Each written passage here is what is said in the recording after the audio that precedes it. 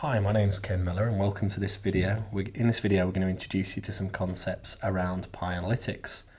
Now I'm going to pose a question at the beginning of this video and I'm going to repose that question at the end of the video as well, which is, which mushroom would you eat if you really had to eat a mushroom? So I've got two mushrooms here.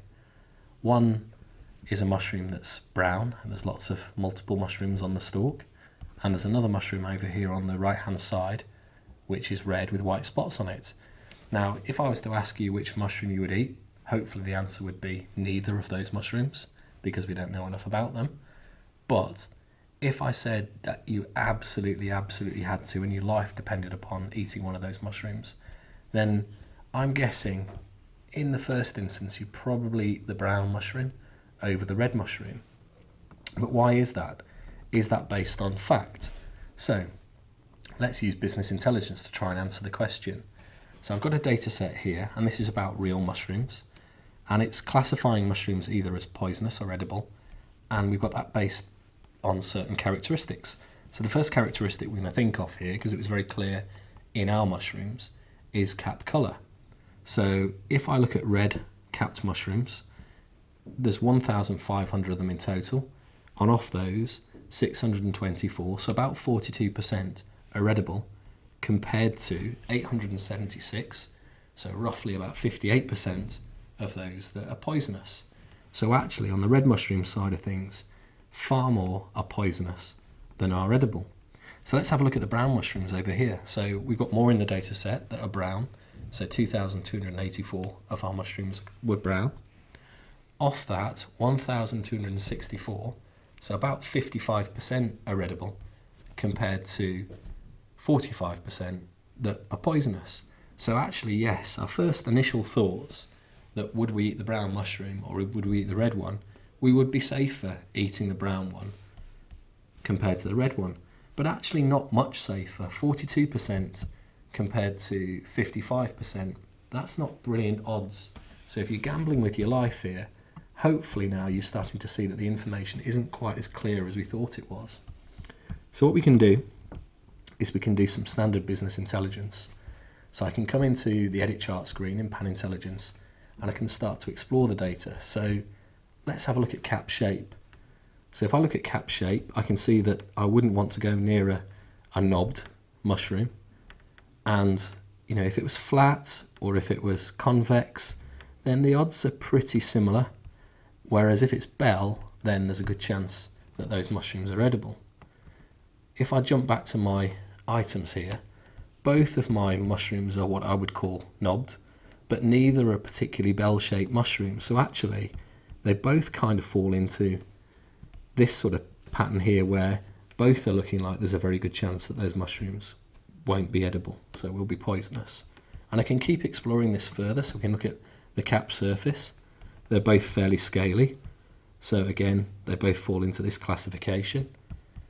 If I keep going down, looking at things like gill attachment, gill colour, as I search around in the data, I might find the odds section here. So gill colour, if the gill colour is buff, then they're all poisonous, and that's out of 1,728 mushrooms in my set. But still, that's not really necessarily helping me. Plus, I know there'll be some interaction between these different characteristics, so more than one characteristic might be important. And before I make that decision about which mushroom to really eat, I want to know what the most significant characteristic is. So what we can do is we can use Panintelligence. Now Panintelligence is a pre-canned machine learning module. So if I come into here and click the plus sign, you actually initiate this in exactly the same way as you would creating a chart. But this time we use a chart type called Analytics. And if I go into Analytics here, all I need to do is start to build my data set exactly as I would with a chart or a data table. Now the first thing it's asking me for is a unique identifier. So I'm going to select the ID. Within here then I just add all of the characteristics that I think could be important. So are the bruises on the mushroom? What's the cap colour? What's the cap shape? What's the cap surface? Are the gills attached? What's the gill colour? What's the gill size? Gill spacing?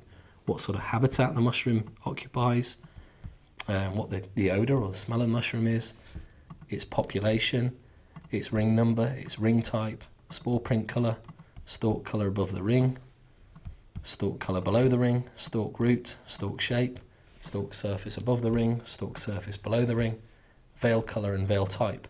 And I can add as many of these characteristics as I think might be important, or actually I have in my data set.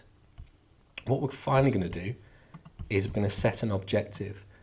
And our objective here is to eat an edible mushroom. So I set edible as the objective, and I come over into the right hand side and I build the model. Now actually behind the scenes, this is doing all the heavy lifting for us. It's building lots of different model types, it's testing the data, and it's going to come back with the best model it can find within that data. I'm just going to give this a name so I can save it in a couple of seconds. And I'll call it Mushrooms Tree. Now, behind the scenes, this could be performing thousands of calculations. It's using an awful lot of Python, a lot of R code behind the scenes just to try and go and analyze the data, and it will come back with what we call a decision tree. Now, this decision tree is really, really interesting. So overall, I can see that I have 8,124 mushrooms in my data set. Off those, 52% are edible. So just over half. So I've got better than 50-50 chance if I just pick any one of those mushrooms and eat it. But what it's also showing us is on this first split down here, the most significant characteristic it can find is the odour or the smell of the mushroom. And actually, if we follow the leg down to the right hand side here, I can see that 4,328 of the mushrooms, so just over half, and I can also see that based on the thickness of the line here. And 97% of those are edible, compared to on the left hand leg here, where there's 3,796 of our mushrooms, where there's actually a 0% chance that they'll be edible. So these are lots and lots of poisonous mushrooms compared to lots and lots of edible mushrooms, 97% chance. And actually, if you have a look at this, so if you have a look at those where none of them are edible, the odour or the smell is creosote, fishy, foul, musty, pungent and spicy, compared to the edible mushrooms, where the smell is actually almond, anise, or no smell. Now actually that kind of makes sense really when you think about it, in that thousands of years and millions of years of evolution have given us the sense of smell. Well, our nose is placed right in front of our mouth to make it clear that we use the sense of smell to decide whether to eat something or not to eat something. That's how evolution has worked. So it is very, very significant. Now what I'll do is I'll save that model, because that model could be useful to us. Now where this becomes really, really important is I know nothing about mushrooms and I've just built a model here. I can't even tell you how useful that model would be. And actually the question I'm going to pose back to you right now is, would you eat the mushroom? I'm not suggesting for a second that this weekend you go out into the woods, sniff a mushroom and say, well, Ken told me that was edible, and eat the mushroom. In fact, I'd actually actively encourage you to absolutely not do that. But with the right domain knowledge and someone who knows something about mushrooms, they would be able to explain that to us and tell us whether this model is useful or isn't useful. If it's not a useful model, they'll tell us why it's not useful, and we can go back and iterate and create a new model. But the power of this is bringing that ability to do the data science into the hands of someone who has got domain knowledge. Now obviously this is a bit of a trivial example, not if you want to live or die eating a mushroom, but a trivial example from a business point of view. So let's take this and have a look at it on something that would matter to a business. So I've got a dashboard here which looks at attrition, staff attrition from our human resources department, and I can have a look at all sorts of things in here about whether the staff are deciding to leave or to stay. And actually if we just pop this decision tree up, so this is a decision tree I built in exactly the same way. I brought all the characteristics that I have available to me from the data set, and I can actually now go and have a look and see why employees have been leaving me. So overall I've got 1,470 employees and 84% of them have stayed. Now if I have a look down the tree, and again the diagram shows me where most of my employees fall, and fortunately most of them fall down this left hand leg where 89% of the, or actually 90% of the employees have remained, so they haven't left, compared to the right hand leg here where actually 69% of my employees have decided to leave employment. And I can start to investigate this further down the tree as well. So The next most significant split, and there's not many people, there's only 97 employees going down this leg, but I can see that that's where the total working hours have been 0, 1, 2, or 33, 34, and 40. Now, again, this is where domain knowledge becomes really powerful.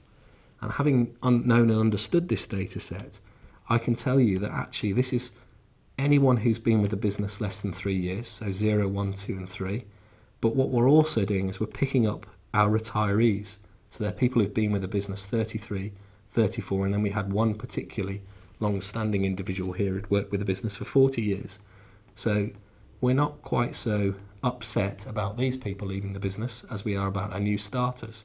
So what we can start to understand from the data set is that if we have someone who hasn't done overtime but has only been working with us from 0, 1 or 2, so less than 3 years, then there's actually only a 67% chance of us retaining them compared to a 91% chance where they've worked with us for a lot longer. But also down on the right hand leg here, we can see that where people have been doing overtime, there's a really significant split on their job level. So where the job level is only 1 and they have been doing overtime, I nearly said the word forced to do overtime, I don't know that actually, that's where someone who knew the data set better than me would be able to tell me what was going on. I've only been retaining 52% of these employees, and that's 156 in my sample here. So where people are at job level 1 and they're being asked to do overtime, there's a really significant split, and actually that split continues further down this leg when we start to look at things like hourly rate. But I can follow that on any one of these legs and start to understand exactly what's going on. Now the power of this is the person who actually understands the data, understands the way that department or that organisation works, can start to apply context to this and start to apply meaning to this and actually start to make decisions based on what they're seeing within here. But this is a really quick way to explore the data set, find out what the most important characteristics are and start to make decisions about how we operate. Okay, well I hope you've enjoyed this video about Panintelligence. If you'd like to learn more, I'd urge you to get in contact with us. Okay, thanks very much.